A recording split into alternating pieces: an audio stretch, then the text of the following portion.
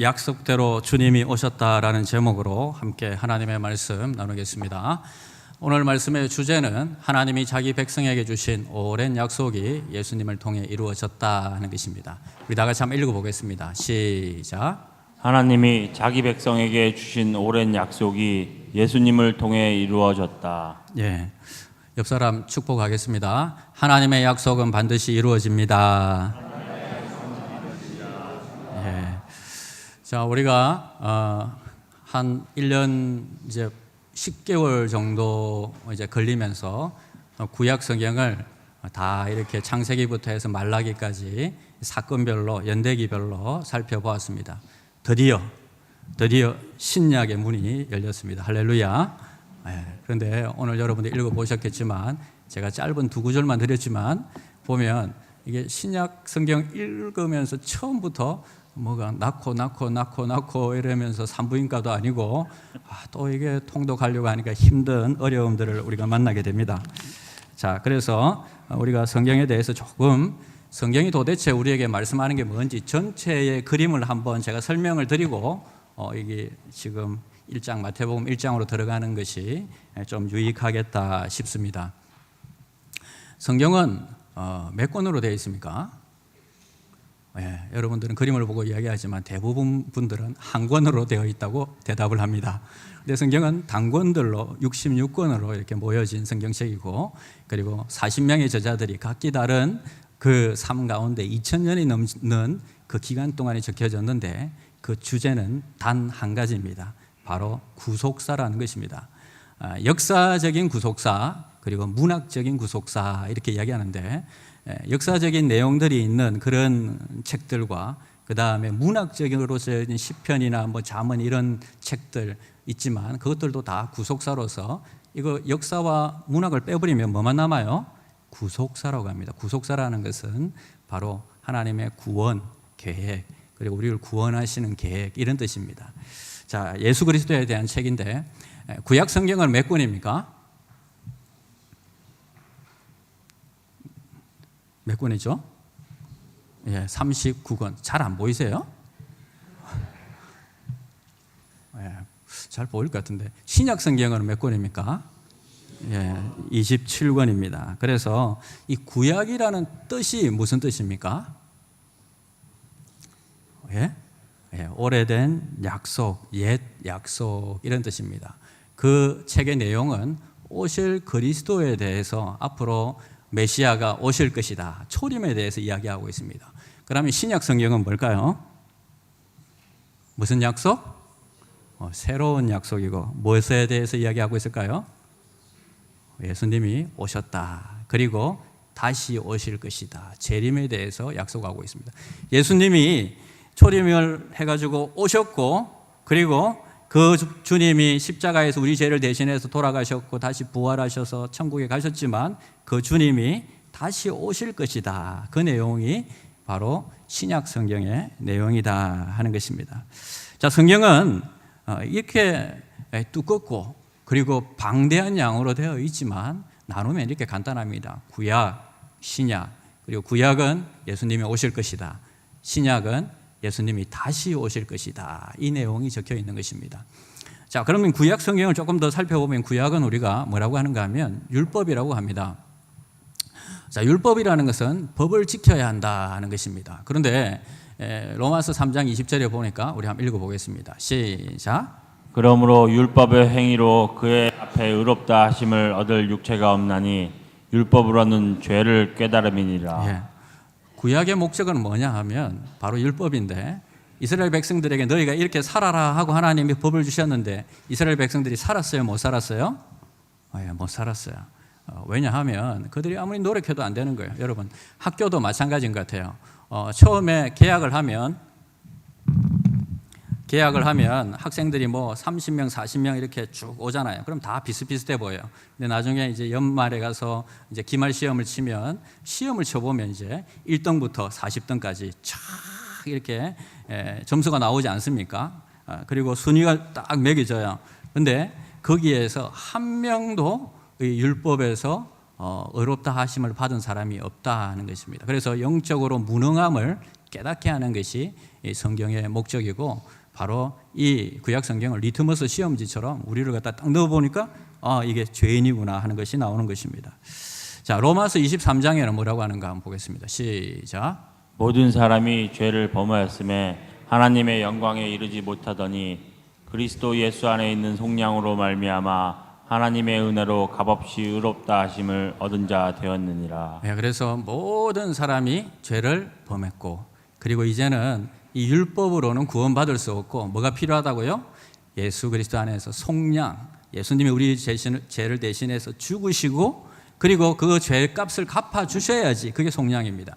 그래야지 하나님의 은혜로 우리가 값없이 이제 의롭다함을 얻을 수 있다. 이렇게 이야기하고 있습니다. 자, 구약 성경 39권 다시 보면 갈라디아 3장 24절에는 뭐라고 하고 있는지 보겠습니다. 시작. 이같이 율법이 우리를 그리스도께로 인도하는 초등교사가 되어 우리로 하여금 믿음으로 말미암아 의롭다함을 얻게 하려 함이라. 예, 그래서 구약 성경의 목적은 뭐냐 하면 바로 초등교사처럼 차근차근 우리에게 가르쳐서 우리가 죄인이고 그리고 이제는 그리스도만이 우리를 구원하실 수 있는 분이라고 그리스도께로 인도하는 역할을 하는 게 바로 구약 성경이다 이렇게 말하고 있습니다. 그래서 구약의 초점은 메시아가 필요하다는 것입니다. 모든 사람들에게 인류에게 메시아가 필요하다는 것입니다. 대표적인 인물이 바로 다윗이죠. 다윗은 하나님과 마음이 합한 자였지만 어떻습니까? 그는 큰 실수를 범합니다. 간음을 저지르고 살인까지 저지르게 됩니다. 그러나 하나님께서는 그와 약속하신 게 있어요. 내 왕권이 영원할 것이라고 약속해 주셨어요. 그래서 하나님의 은혜로 그가 회개하고 돌아왔을 때 그 구원이 취소되지 않고 영원하게 가는 것을 볼 수 있습니다. 이처럼 구약은 계속 우리에게 말씀하시는 게 예수 그리스도 메시아가 필요하다는 것을 가르쳐주고 있습니다. 그럼 신약의 특징은 뭘까요? 신약은 바로 재림에 대해서 이야기하고 있습니다. 이 재림이라는 것은 우리가 이 땅을 살아가다가 언젠가는 죽잖아요. 그죠? 죽죠? 안 죽는 분 안 계시죠? 죽는데 우리가 그때 천국, 저 황금집으로 가는 동안에 가장 어려운 일들이 뭡니까? 이 땅을 살아가는 가운데 우리가 느끼는 가장 어려운 것들이 뭡니까? 신앙을 지키기 어렵다는 거예요. 그런데 우리가 그 모든 것들을 인내하면서 나그네처럼 걸어가는 것입니다. 그런데 인내하며 걸어갈 수 있게 하는 게 뭐냐 하면 신약 성경은 그리스도의 역사성과 사실성을 드러냄으로 인해서 이게 참 하나님의 말씀이고 살아있는 말씀이고 그리고 역사적으로 사실적으로 다 증명이 됐고 이 참이라는 것을 보여주는 거예요. 여러분 신약 성경이 적혀졌을 때 수많은 사람들이 예수 그리스도를 따르고 있었는데 그들의 믿음이 흔들릴 때마다 그들은요 정말 우리가 믿고 있는 것이 확실하냐? 이거 혹시 나중에 이게 틀리면 어떡하지 하는 그런 마음의 의심이 들었을 거예요. 하지만 그리스도의 역사성과 그리스도의 사실성들을 신약 성경을 읽으면서 그들은 확인한 거예요. 깨닫게 된 거예요. 여러분 다른 종교의 경전들은 적어도 200년이 지나야 경전화가 될 수 있습니다. 모하메도 그랬고 불교도 그랬고 200년 300년이 지나고 난 다음에 그리고는 이게 이제 경전이 될 수가 있어요. 저기 이런 거죠. 지금 대통령이 만약에 그 문재인 대통령이 갑자기 어디 저기 부산에 어디 저 구석에 있는 기장에 가가지고 시찰을 하러 갔어요. 그런데 도시락을 안 싸왔는지 하여튼 먹을 게 없는 거예요. 그래서 문재인 대통령이 어떤 아이가 가져온 도시락을 가지고 기도하고 같이 나누었더니 모든 수행원들이 먹고 배불리 먹고 12광주리가 남았더라. 이렇게 했을 때 여러분 이거는 TV에 만약에 어디에 나왔다면 이거는 무슨 뉴스라고 하죠? 가짜 뉴스라고 하죠. 왜냐하면 거기에 있는 사람들이 다 알잖아요. 이거 가짜 뉴스라고 우리가 있었는데 그런 일은 없었다고. 그런데 신약 성경은요 적어도 20년에서 그리고 적어도 많아도 40년 사이에 예수님이 돌아가시고 난 다음에 그 사이에 이 성경이 적어졌어요. 그럼 사람들이 이 성경을 받아보았을 때 그 사람들이 이거 다 거짓말이다. 그런데 그렇게 반론을 제기한 사람들이 아무도 없었다는 것입니다. 이것을 볼 때에 그들이 모든 그리스도의 역사성과 사실성들을 신약 성경을 통해서 깨닫게 되고 그들의 마음속에 우리가 죽어도 천국에 가는구나, 주님처럼 우리가 부활하는구나, 이것들을 갖다가 그들이 깨달았다는 것입니다. 그리고 성경이 우리에게 주는 것은요, 두 가지입니다. 첫째는 그 인내함을 위해 가지고 살아갈 때에 우리의 성품들이 바뀌기를 원하세요. 예수 그리스도의 단장된 신부로서 성숙해지기를 원한다. 성공이나 성장이 아니라 성숙해지기를 원하세요. 성숙이라는 것은 훈련을 받아야 되죠. 그런데 이 훈련은요, 가족이 되어가는 훈련을 하는 거예요. 하나님께서는 우리를 한 사람 한 사람 따로 부른 게 아니라 이 소망교회 공동체로 부르신 것을 믿으시길 바랍니다. 아멘? 네. 그런데 이분들과 같이 생활하고 가족으로 형제요 자매요 이렇게 이야기하려고 하면 쉬운 일이 아니에요. 왜냐하면 각기 자라온 게 다르고 성품이 다르고 환경이 다른 곳에 자랐는데 맞추어 가려고 하면 힘든 거예요.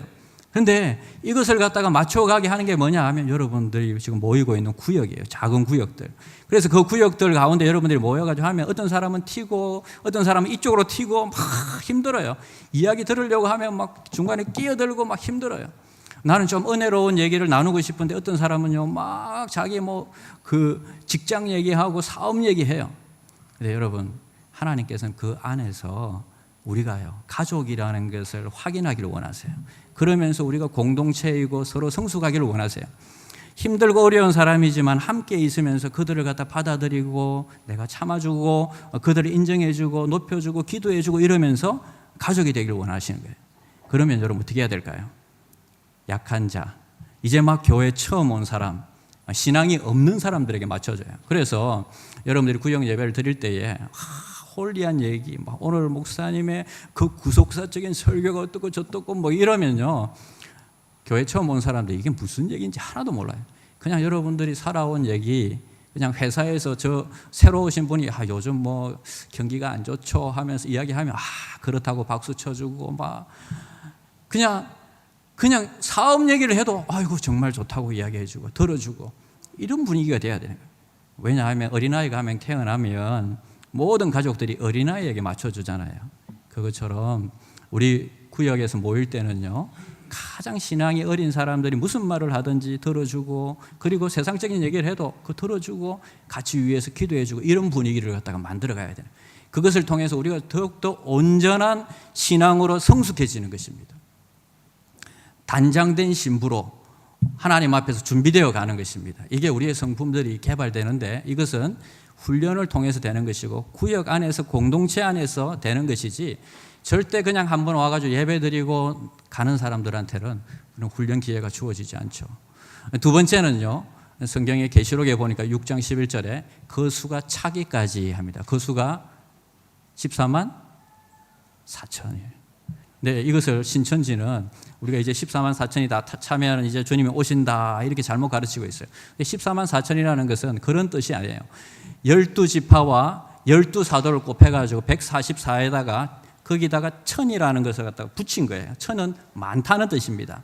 그래서 많다는 거예요. 많다는 거예요. 하나님의 이 가족이 많다는 게, 그 많은 사람들이 돌아올 때까지 그 수가 차기까지 하나님께서 기다려 주신다는 거예요. 그럼 우리가 뭐 해야 되겠습니까? 복음을 전하는 사명 공동체로 나가야 되는 것입니다.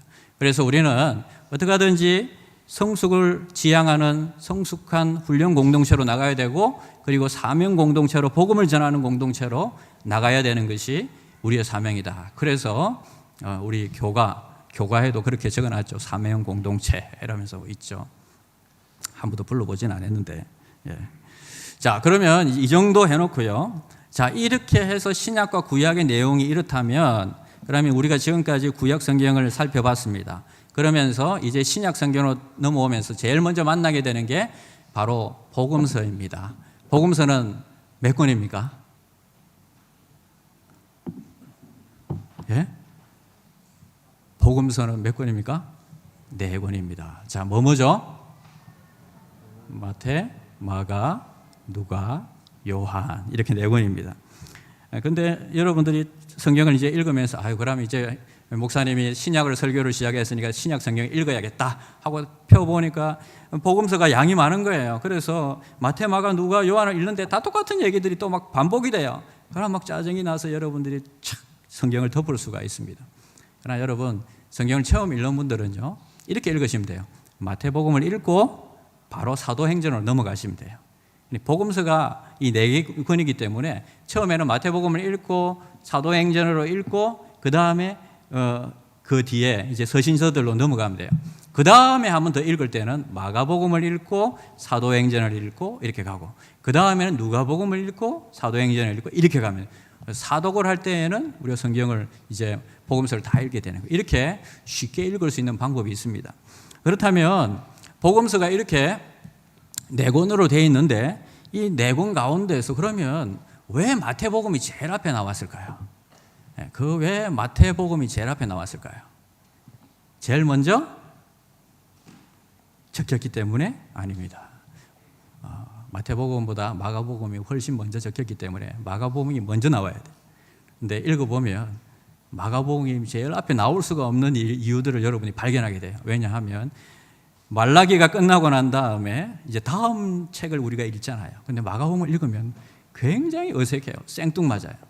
그런데 마태복음을 읽고요, 여러분, 마태복음을 읽고 사도행전 읽는 거, 마가복음을 읽고 사도행전 읽는 건 아무 문제가 안 돼요. 다 연결이 돼요. 그런데 구약을 읽고 넘어올 때는요, 마태복음을 읽을 수밖에 없어요. 왜냐하면 그 시작이 족보로 시작하면서 이 모든 구약을 갖다가 요약하고 있기 때문이에요. 이해를 하시겠습니까? 예? 이해를 하시겠습니까? 그러니까 이 사복음서를 갖다가 가지고 있으면서 어느 책을 제일 앞에 둘 건지를 생각해 볼 때 마태복음을 제일 앞에 두는 것이 가장 좋다는 거예요. 왜냐하면 구약 성경의 모든 내용을 갖다가 족보 한 장으로, 그래서 족보가 중요한 거예요. 족보 한 장으로 다 요약하고 있기 때문이다는 것입니다. 근데 족보를 읽어보면 아브라함과 다윗의 자손, 예수 그리스도의 세계라 이러니까 처음부터 뭐 이 세계? 세계가 뭐지? 근데 여기서 나오는 세계는요, 전 세계 할 때 그 세계가 아니에요. 뭡니까? 대세자에 이을 개자 해서 대를 이어간다. 이래서 이거는 족보라는 뜻이에요. 족보책. 저는 아버지의 이름을 알고 할아버지의 이름을 압니다. 그런데 이제 여러분들 가운데서는 진짜 그걸 중요하게 생각하는 분들은 그 위에 할아버지, 그 위에 할아버지 뭐 이렇게 하죠. 그러나 5대 이상 넘어가는 할아버지 이름을 다 아시는 분들은 잘 없을 거예요. 그런데 성경은요, 이 모든 족보를 어디까지 올리냐면 아브라함까지 올려가지고 아브라함부터 14대 또 14대 14대 이러면서 그 조상들을 다 적고 있어요. 그렇게 적는 이유는 뭐냐 하면 조금 전에 말씀드렸다시피 사실성이에요. 역사성이에요. 예수 그리스도가 그냥 엉뚱하게 갑자기 불쑥 튀어나온 그런 존재가 아니라는 거예요. 벌써 성경을 적기 시작한 2000년 전부터 이미 하나님께서 약속하셨던 그분이, 아브라함에게 약속하셨던 그분이, 다윗에게 약속하셨던 그분이 우리에게 그대로 태어났다는 걸 이야기하면서 이 성경이 진리라는 것을 우리에게 가르쳐주고 있는 것입니다. 그래서 첫 번째는 아브라함부터 다윗까지가 14대다. 그리고 다윗부터 포로로 잡혀가기 전까지가 14대고 그 다음에 포로로 잡혀가서 예수님까지가 14대다. 이렇게 나옵니다. 왜 이렇게 나누었을까요? 첫 번째는 아브라함에게 복이 될 것을 약속하셨기 때문입니다. 우리 한번 읽어보겠습니다. 시작. 내 아들 내 독자도 아끼지 아니하였은즉 내가 내게 큰 복을 주고 내 씨가 크게 번성하여 하늘의 별과 같고 바닷가의 모래와 같게 하리니 내 씨가 그 대적의 성문을 차지하리라. 또 내 씨로 말미암아 천하 만민이 복을 받으리니 이는 내가 나의 말을 준행하였음이니라. 예, 우리는 믿음의 조상이라고 하면 누구를 이야기합니까? 아브라함을 이야기하죠. 그런데 사람들은 다 이 성경책을 펴면서 이스라엘 백성들의 기원을 아브라함으로부터 시작하고 있습니다. 그런데 이 마태복음을 이제 읽는 독자들에게 바로 우리 예수 그리스도는 아브라함으로부터 시작되었고 아브라함에게 복이 될 것이라고 하셨던 그 약속이 바로 예수 그리스도에서 이루어졌다고 이야기하고 있습니다. 너는 밟는 땅마다 보는 땅마다 내가 너에게 주겠다고 약속하셨고, 그리고 이 천하 만민들이 너를 통해서 복을 받을 것이라고 약속해 주셨어요. 정말 그랬던 말씀처럼 이 온 세상에 노래들 가운데서 예수 그리스도를 찬양한 노래가 가장 많고요. 예수 그리스도를 노래하는 사람들이 가장 많고요. 예수 그리스도를 위해서 적혀진 책들이 가장 많고요.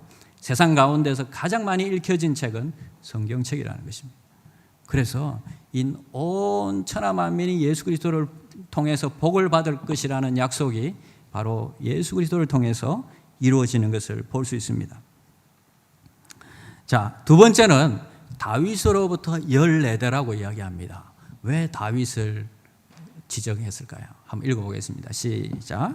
여호와께서 내 일에 대하여 말씀하시기를 만일 내 자손들이 그들의 길을 삼가 마음을 다하고 성품을 다하여 진실이 내 앞에서 행하면 이스라엘 왕위에 오를 사람이 내게서 끊어지지 아니하리라 하신 말씀을 확실히 이루게 하시리라. 지금도 유대인들의 국기는요, 다윗의 별을 그려놨습니다. 그만큼 다윗은 유대인들에게 가장 자랑스러운 왕으로서 그 다윗 시대를 회복하는 것들이 그들의 목적입니다. 그런데 이 다윗에게 약속하신 게 뭐냐 하면 네 왕위가 계속 끊어지지 않고 이루어질 것이라고 했습니다. 근데 여러분, 그 왕위가 영원했나요? 586년에 BC 586년에 바벨론으로부터 침공을 받고 남유다는 멸망당하고 맙니다. 그리고 그 왕위는 끊어지고 맙니다. 그럼 하나님께서 말씀하신 그 왕권은 무엇일까요? 바로 누가복음에서 이야기하고 있습니다. 한번 읽어보겠습니다. 시작. 보라, 내가 잉태하여 아들을 낳으리니 그 이름을 예수라 하라. 그가 큰 자가 되고 지극히 높으신 이의 아들이라 일컬어질 것이요 주 하나님께서 그 조상 다윗의 왕위를 그에게 주시리니. 네, 우리가 아들을 낳을 것인데 그게 바로 예수라고 하라. 그리고 그가 다윗의 왕위를 이어갈 것이다 이야기했습니다. 바로 그 다윗의 왕이라는 것은 예수가 물려받는 것이고, 그리고 지금까지 온 세계에 지금 75억이라고 하는데, 여러분 이 75억의 인구 가운데 수많은 사람들이 예수를 따르고 그를 왕으로 모시고 살아가고 있는 것이 바로 이 예언 때문에 그렇다는 것입니다. 자, 그런데 마지막 세 번째 약속이 있습니다. 우리 세 번째 약속은 포로로 잡혀갔다가 예레미야가 예언했던 것처럼 70년 후에 너희가 다시 돌아올 것이다 했는데 정말 돌아오게 돼요. 그리고 그 대수를 갖다 계산해 보니까 14대라고 이야기하고 있습니다. 그런데 이 14대, 바벨론으로 잡혀간 이후로부터 바벨론으로 다시 그리스도까지가 14대라고 하는데, 이 약속은 어떤 인물을 이야기하고 있는 게 아니라 사건을 이야기하고 있는 거예요. 그래서 포로에서 구원을 약속하시는 하나님의 뜻이 여기에 담겨 있는 것입니다. 어디에서 포로된 자로서 어디에서 우리를 구해내실까요? 죄에서 포로된데 그 죄에서 우리를 구원하실 것을 약속하고 있습니다. 자, 이 정도 해놓고요. 우리는 이 족보를 읽으면서 여러분 은혜가 될 수가 있을까요? 유다는 다말에게서 베레스와 세라를 낳고 베레스는 헤르본을 낳고 헤스로는 남을 낳고 이러면서 전혀 우리에게 은혜가 되지 않을 것 같은 족보를 우리는 가지고 있습니다. 근데 왜 이 족보가 그렇게 중요할까요? 황홀할 정도로 미스테리한 족보가 바로 우리 손에 있습니다. 근데 이 족보에는요 5명의 여자가 나오고 있습니다. 몇 명? 5명의 여자가 나오고 있습니다. 그러나 이스라엘 사람들은 여자를 죄송합니다. 여자분들 많이 계시는데 굉장히 낮게 취급을 합니다. 거의 집에 있는 소와 양 수준으로 취급을 하기 때문에, 이방인들과 같이 취급을 하기 때문에 그 당시 문화죠. 그런데 이분들의 이름이 이 족보에 올라가 있다는 거예요. 마리아를 제외하고 4분의 이 여성분들이 올라가 있는데 보면 다말, 라합, 룻, 바세바 이 여자들이 올라가 있어요. 유대인의 족보에는 여자가 등장할 수가 없는데 예수 그리스도의 이 첫 번째 책에 마태복음에 그 예수님의 족보에 부정한 여자들이 올라가 있는 것입니다. 그런데 이분들을 다 살펴보면요 이방인들이고, 그리고 그들의 삶이 그렇게 우리가 칭찬하고 따를 만한 삶이 아니었다는 것입니다. 다말은요, 바로 유다의 며느리였습니다. 그런데 자기의 남편이 죽으니까 아버지를 속여가지고, 시아버지를 속여가지고 성관계를 맺고 자녀를 낳아서 대를 이어갑니다. 그리고 라합은 여리고성의 기생이라고 하죠. 장녀였다는 것입니다. 그리고 룻은 모압 여자로 과부가 된 여자입니다. 그런데 보아스와 다시 결혼하게 됩니다. 그리고 바세바는 말 안 해도 아시겠죠. 다윗의 처가 되는데 꼭 이 바세바를 설명할 때는 성경이 햇사람 우리아의 아내 이렇게 바세바라고 소개하고 있습니다. 다윗이 이것을 읽을 때마다 얼마나 가슴이 뛰겠어요. 어이구, 내가 저 사람을 죽였는데. 근데 성경은 항상 그 내용을 빠지지 않고 햇사람 우리아의 아내 바세바로부터 솔로몬을 낳았다 이야기하고 있습니다. 여자가 올라갈 수 없는데 적혀 있고요. 그리고 그 사람들도 존경받을 만한 여자들이 아니었는데 적혀 있는 이유는 뭘까요? 그것은 마지막 여자인 마리아가 핵심이고 키가 여기에 들어가 있습니다. 지금까지의 모든 그 계보를 읽어보면 야곱을 낳고 야곱은 누구를 낳고 나오는데 그 동사가 겟나오 이런 동사입니다. 그런데 마리아에게서는 에겐네세 이러면서 수동태로 적혀 있습니다. 이 말은 마리아가 자신이 의지해서 의지로 스스로 낳았다는 것이 아니라 그냥 도구로만 쓰여졌을 뿐이지 바로 자발적인 출산이 아니라 성령으로 아이를 낳았다 이렇게 이야기하고 있습니다. 마리아만 다른 단어를 사용하고 있으면서 마리아가 등장하고 있습니다. 왜 마리아만 등장하고 있을까요? 그것은 창세기로 우리가 넘어가 봐야 합니다. 창세기 3장 시작. 내가 너로 여자와 원수가 되게 하고 내 후손도 여자의 후손과 원수가 되게 하리니 여자의 후손은 내 머리를 상하게 할 것이요 너는 그의 발꿈치를 상하게 할 것이니라. 예, 여기서 보면 여자의 후손이라고 나오고 있는데 여자는 단수로 적혀 있고 단 그 한 사람, 그 여자 이렇게 나오고 있습니다. 바로 마리아를 이야기하고 있는 것입니다. 남자와 여자가 결혼해서 낳는 아이가 아니라 여자의 후손, 남자 없이 여자의 후손으로 내가 원수가 되게 하겠다 이 말씀은 첫 번째 죄를 지었던 아담과 하와에게 한 번 처음 죄를 지었는데 그 죄부터 하나님께서 구원하시기 위한 그 첫 번째 구원 계획을 가지고 만드신 게 바로 이 말씀이죠. 그래서 내 머리를 상하게 할 것이다. 사단의 모든 머리를 상하게 할 것이다. 그러나 너는 그의 발꿈치만 상하게 할 것이다. 예수 그리스도를 그저 십자가에 달고 죽인 것 같지만 그러나 그는 다시 부활하시고 사단의 모든 권세를 무너뜨리는 그 사건을 우리에게 이야기해 주고 있는 것입니다. 여러분 놀랍지 않습니까? 저는 혹시 놀라운데 여러분 전혀 안 놀라운 사건인 것 같은데 창세기를 시작하면서 3장에 넘어와서 인류가 범죄하고 난 다음에 벌써 하나님은 그들을 구원하실 계획을 세우시고 이것을 원시복음이라고 하는데 이 원시복음을 통해서 벌써 예수 그리스도가 올 것을 준비하셨는데 마태복음에 와가지고 2000년 후에 이 얘기가 적혀 있는 거예요. 하나님은 이 말씀을 통해서 우리에게 주시는 교훈은 무엇이겠습니까?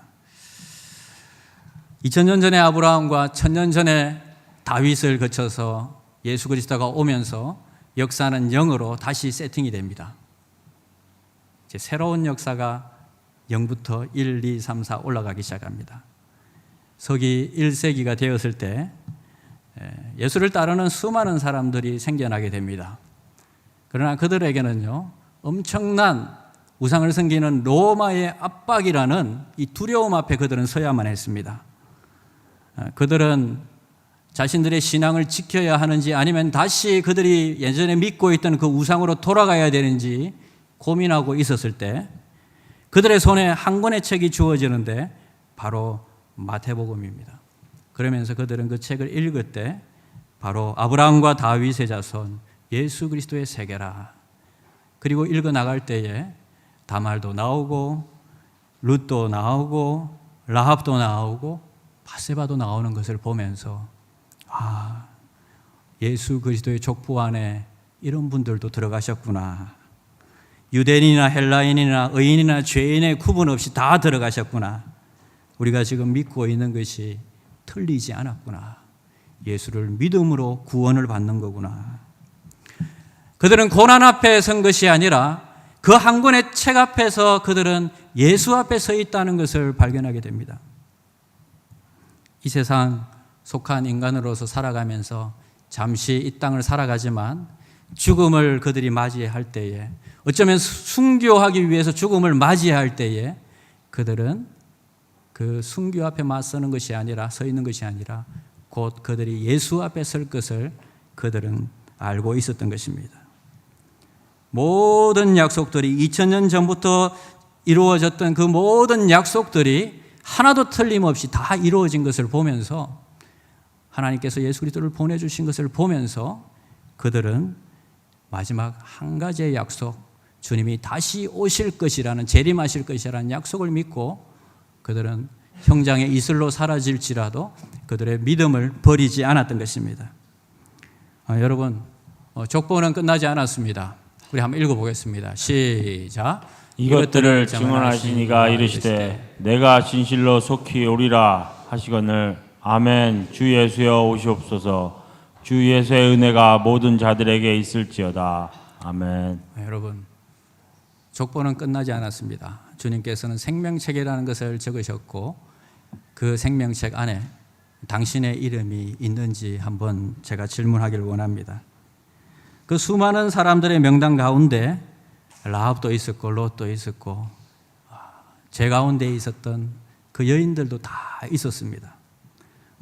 남자들도 마찬가지죠. 남자들도 더 많은 죄들을 지었지만 그 안에 있었습니다. 그러나 그들이 그 안에 들어갈 수 있었던 것은 그들의 의가 아니라, 그들의 태생적인 어떤 유대인이라는 것이 아니라 예수를 믿음으로 그들은 그곳에 들어갈 수 있었던 것입니다. 당신은 정말 생명책 안에 이름이 있습니까? 당신은 정말 예수 그리스도를 소유하셨습니까? 우리가 살아가고 있는 이 땅이 정말 힘들고 어렵습니다. 1세기에 살았던 성도들 당하는 고난과 비교할 수는 없겠지만 쉽지는 않는 것 같습니다. 그러나 제가 확신하는 것 한 가지는 그 생명책 안에 제 이름이 있다는 것입니다. 별로 안 좋아하시네요. 그 생명책 안에 여러분들의 이름이 있다는 것입니다. 저는 단언합니다. 예수를 믿는 자는 그 생명책 안에 그들의 이름이 있다는 것입니다. 아무도 그 이름을 지울 수가 없습니다. 우리 한번 찬양하면서 우리 나가기를 원합니다. 예수 인도하셨네. 내 인생 여정 끝내어 강 건너 언덕 이를 때 하늘문 향해 말하리. 예수 인도하셨네.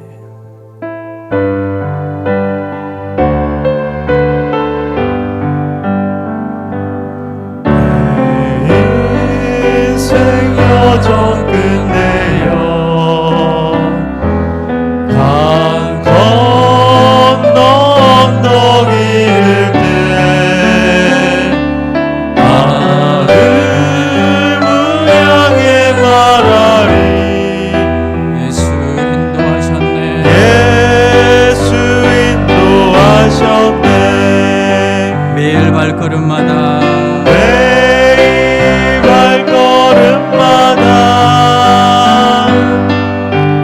예수 인도하시네.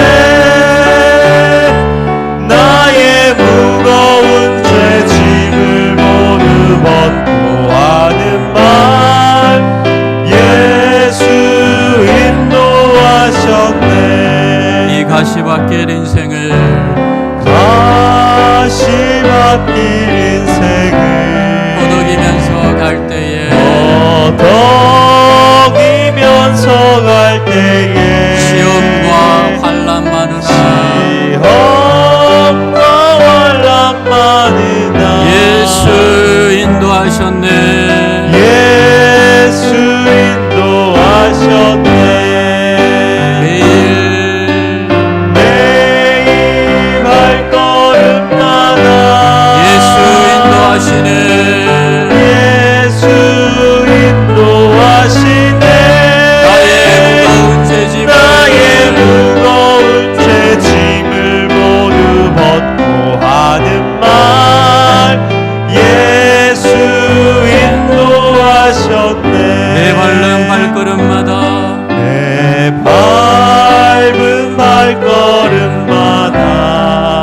예수 보살피 주 예수 보살피시사 승리에게 가부르며 승리에게 가부르며 예수 인도하시네 예수 인도하시네 매일 발걸음마다 예수 인도하시네 나의 무거운 죄짐을 나의 무거운 죄짐을 모두 벗고 하는 말 예수 인도하셨네. 한번 우리 기도하기를 원합니다. 여러분, 우리는 본향을 향해서 천국을 향해서 가는 자들입니다. 이 땅에 이 세상에 속한 자들이 아닙니다. 이 땅을 우리가 살아가는 것들이 믿음으로 견디고 살아가는 것들이 결코 쉬운 일은 아닌 것 같습니다. 그러나 주님께서 인도하실 줄 믿습니다. 예수님의 족보에 올라갔던 수많은 사람들이 넘어지고 쓰러지고 미끄러졌지만 그들이 다시 일어나고 주님의 족보에 들어갔던 것처럼 우리도 생명청에 예수 그리스도를 믿음으로 들어간 것을 우리는 확신합니다. 나의 이름이 있고 여러분들의 이름이 있는 것을 우리는 믿습니다. 우리가 힘을 낼 수 있고 쓰러지지 않는 것은 주님께서 함께 하신다는 것입니다. 모든 족보 안에 있는 우리 성도들이 승리한 것처럼 우리도 승리할 것을 믿습니다. 이 시간에 우리 한번 기도할 때에 우리는 고난 앞에 선 것이 아니라 예수 앞에 선 것임을 고백하며 주님 앞에 설 것을 기대하며 우리 모든 것을 이기고 나가게 해달라고, 믿음 잃지 않게 해달라고 다 같이 주여 한번 부르고 기도하겠습니다. 주여 하나님 아버지,